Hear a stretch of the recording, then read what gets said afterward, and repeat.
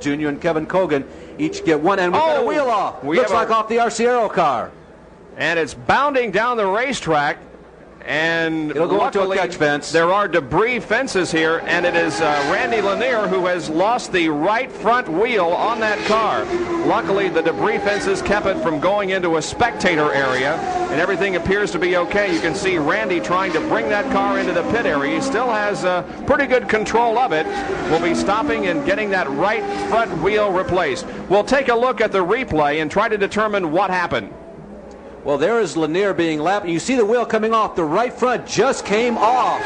It looked like the lug bolt just fell off or broke, perhaps. We've seen that at the Speedway. That's going into turn number 8. The leader's going to the inside right and bouncing right in front of Mario Andretti and Roberto Guerrero as they went through and tried to put a lap on Randy. Well, it looked as if the tire may have struck the Moreno car. It bounded in some way, and now Roberto Guerrero falls out of the race apparently. Let's go down to the pit area. There are still problems on Randy Lanier's car. They tried to put the right front tire on. The lug had come off, it spun off, and it seems to have stripped it somehow, and they're unable to reinsert a new lug nut. So this is costly for Randy Lanier. A small fire in the back of the car, nothing to be concerned about.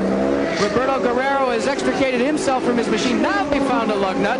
They're going to try and insert it on here for Randy Lanier. Lanier, remarkably, keeping his composure in the car, continuing to just hammer the throttle, and you can see the lug nut that's resting on the track. Now Lanier has actually killed the engine on the car. The crew frantically going for the starter.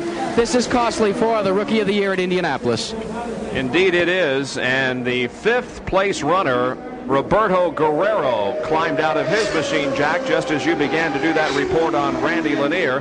Now they get the car fired again, and Randy is pushed away, but he goes by the car of Roberto Guerrero, and he was running in 5th position when he brought his car in and apparently retired from the afternoon. They are pushing that number 2 True Value Emerson March behind the wall. Tough break for Roberto Moreno.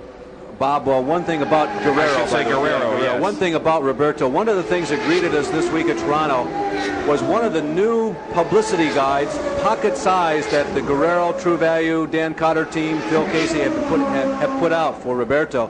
I must tell you, it's quite nice. It's one of the most convenient and one of the most well-done guides I've ever seen. Well, that's enough for the commercial, and we'll go back to the leaderboard now, which shows Al Unser Jr., Michael Andretti, Danny Sullivan, Mario Andretti, Roberto Moreno, and charging and coming on strong, Ray Hall in 6th, Fittipaldi in 7th. I think it's still a Ray Hall Fittipaldi race. And there are 64 out of 103 laps completed in this race. Well, Jack Arute has moved over to the Roberto Guerrero pit, and let's go down to him for a conversation. Roberto, we just can't go on meeting like this. Now, what was the problem? Well, we broke a brake rotor, so that's what eventually took us out of the race. You had high expectations coming into this road course event in Toronto. You felt it suited your driving style. Now that you've had some time on the facility, what do you think? It's a beautiful racetrack, and the True Value car was going well. Unfortunately, we seemed to be blistering the tires very early on. After about 5 or 6 laps in the first run, we had 3 tires blistered, and so that slowed us down a little, and then the brake problem, unfortunately. We have encountered several teams that have reported blistering tires. What do you think is causing that, Roberto? Well, I mean, obviously for Goodyear it was an unknown track. We never raced here before, and they obviously made a compound that was a little bit too soft. So next year you'll see the times be a little bit slower, but the tires will be okay. So they do a good job, and we never raced here before, so they didn't know what to do. My colleague Dan Matheson has further information on the goings-on here in pit road. Dan? Jack, I just had a quick chat with some of Michael Andretti's people, Barry Green, and if you can see them behind me, don't they look relaxed? Michael Andretti is the points leader, his machine running very nicely today. Barry only had one comment for us. He said, "We have lots of fuel." And they also have a long way to go. They better have a lot of fuel, that's all I can say. Only completed 65 laps, so well over 30 to go. Unless they were bailing it out during that long caution flag, they all better have a lot left. Back in the car of Jeff Brabham, who's back in contention of this Molson IndyCar race in Toronto, Ontario. We'll be right back. Back for the Molson Indy. Bob Jenkins, Larry Newber, Dan Matheson, and Jack Arute. Al Unser Jr., Little Al, is the leader of this race right now. Running in second position is Michael Andretti. Third is Danny Sullivan. Bobby Rahal is moving up from a sixth place that he had to fall into after he was assessed a one-lap penalty for passing the pace car when we had the long yellow because of the Mike Nish accident. Roberto Moreno is still up there running in the top 5. It's beginning to tighten up just a bit. There is first and second trying to put a lap on. I think it's John Morton in the Genesee Beer Wagon. Yeah, that first and second there is Little Al and Michael. I would be a little surprised. Oh, no, Michael's going to make the move. I was going to say I'd be a little surprised, but Little Al gave him the room, and Michael went underneath. So a pass for the lead, and Michael Andretti goes back on top of an IndyCar race. He has led all but one race this year. He did not lead a single lap at Cleveland, but that broke his record, and now he assumes command here in this IndyCar race in Toronto and tries to pull away from Al Unser Jr. If there has been a Mr. Speed with a capital S in 1986, it's that guy right there in that blue and yellow car. Michael Andretti has been seemingly superior at every racetrack except the last race at Cleveland. It was the last time, the only time this year that Michael didn't look like he had the best car in the racetrack. The early part of this race, hit the wall. Michael hits the wall, bangs on the right side of the car, and goes off into the run-out area, so the leader crashes out. Michael Andretti crashes. He's climbing out of the race car, apparently okay, but he went rather hard into that wall, not at a severe angle. It just touched the wall with the side of the car, and you can see that he is visibly upset. Well, he was passing Johnny Rutherford, and I have a feeling you're going to see here that his anger is going to be directed toward Johnny Rutherford. I did not see the angle. I do not know if John moved over on him or not. Let's watch for it. Remember, Michael is in a blue and yellow car. He's going to be, and he brushed Johnny before he hit the wall.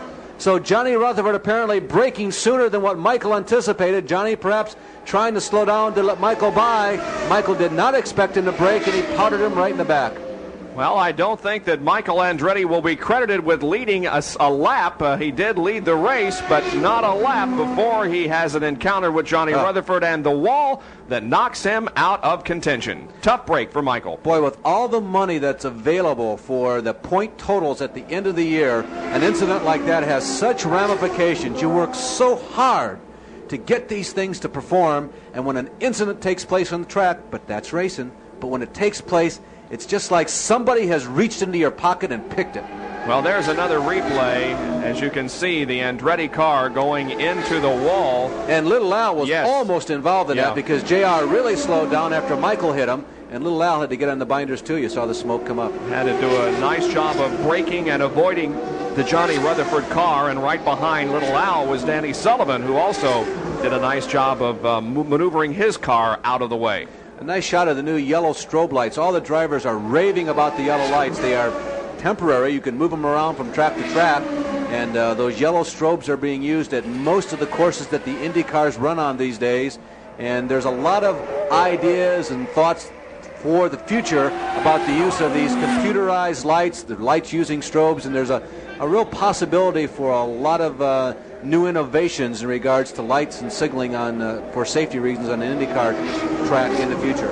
Now running in second position is Danny Sullivan in car number 4, and as Jack Arute indicated in the very beginning of the program, Danny Sullivan is going for his third IndyCar win in a row, and that has not been done since Rick Mears did it several years ago. Danny has had some minor altercation somewhere. Look at the lower strut there on the rear wing, and Sullivan going to the inside of Little Al down the backstretch. Danny Sullivan has the line on Al Unser Jr. going into turn number 3. Break down hard, drop down to second gear, and Sullivan's going to get him when they turn in. Oh, they go in the corner side by side, but does Danny Sullivan does grab the lead from Al Unser Jr. Danny Sullivan goes into the lead.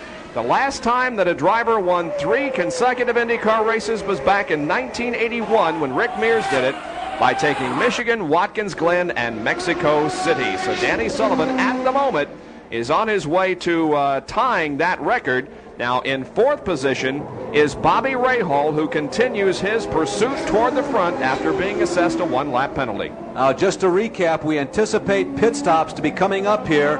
in the next 10 minutes or so. Remember what happened last time when we had all those pit stops. 3 drivers, the leaders, Bobby Rahal, Emerson